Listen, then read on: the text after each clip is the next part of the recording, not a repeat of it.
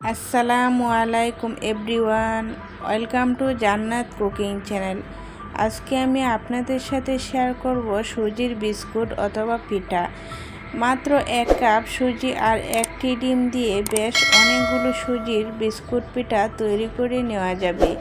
কোনো রকম বেক করা ঝামেলা ছাড়াই তেলে ভেজে এগুলো তৈরি করে নেওয়া যাবে। আশা করছি আজকের রেসিপি আপনাদের কাছে ভালো লাগবে। সুজির বিস্কুট তৈরি করার জন্য নিয়েছি একটি নর্মাল তাপমাত্রার ডিম আর দিয়ে দিচ্ছি হাফ কাপ চিনি কিন্তু এখানে আমি বেশি করে দিয়েছি। আপনারা চাইলে এখানে আরও কম বেশি বাড়িয়ে কমে দিতে পারেন। এখন চিনিটা ভালো করে বিট করে গলিয়ে নেব।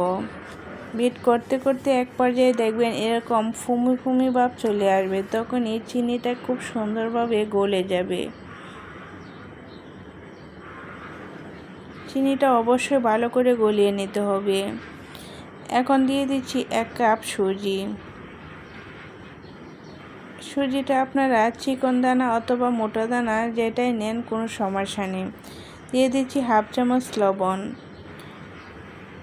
দিয়ে দিচ্ছি 2 টেবিল চামচ পাউডার দুধটা দিলে দেখবেন বিস্কিটের টেস্টটা দ্বিগুণ বেড়ে যায়। আপনারা চাইলে এখানে পাউডার দুধের পরিমাণ আরও বাড়িয়েও দিতে পারেন। এখন আমি সবগুলো উপকরণ স্প্যাচুলার সাহায্যে ভালো করে মিশিয়ে নিচ্ছি। মেশাতে একবারে দেখবেন ডোটা একটু শক্ত হয়ে যাবে। আপনারা চাইলে এখানে অল্প ময়দাও নিয়ে নিতে পারেন। মোটা দানার সুজি নিলে কিন্তু 2-3 টেবিল চামচ ময়দা ব্যবহার করতে পারেন। এখন আমি ডোটা রেস্টে রেখে দিব 10 মিনিটের জন্য।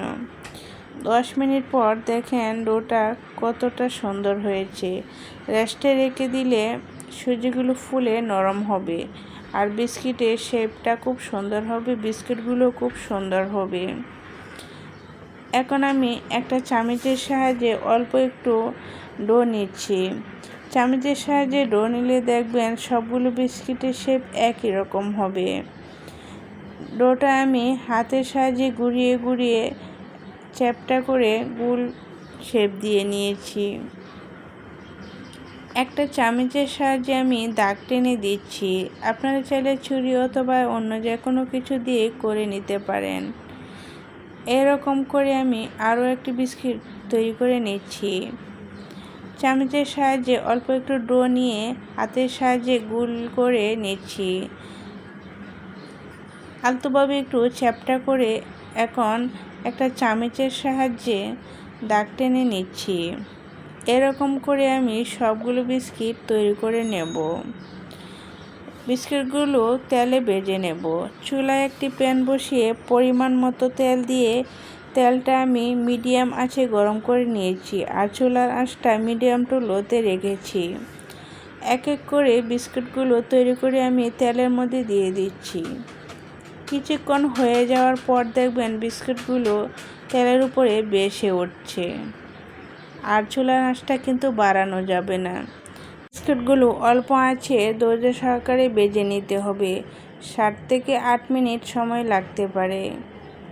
ধৈর্য সহকারে বিস্কুটগুলো ভেজে নিলে বিস্কুটগুলো খুবই ক্রিস্পি হবে আর খুবই সুন্দর হবে। বিস্কিটের কালার আসতে শুরু করেছে আর দেখেন বিস্কুটগুলো খুব সুন্দর হচ্ছে। বিস্কিটগুলো যেহেতু ডিম আর সুজি দিয়ে তৈরি, তাই চুলার আঁচটা কিন্তু বাড়ানো যাবে না।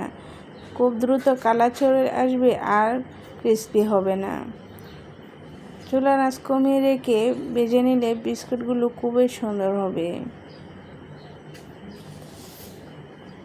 অনবরত উলটপালট করে বিস্কুটগুলো আমি ভেজে নিচ্ছি আর দেখেন বিস্কুটগুলো খুব সুন্দর কালার আসছে।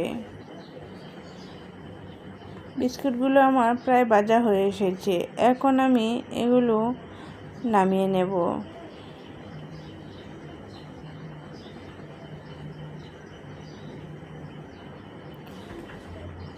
বিস্কুটগুলো তেল জড়িয়ে চুলা থেকে নামিয়ে নিচ্ছি আর এই বিস্কুটগুলো দেখেন সুজির দানা হয়েছে।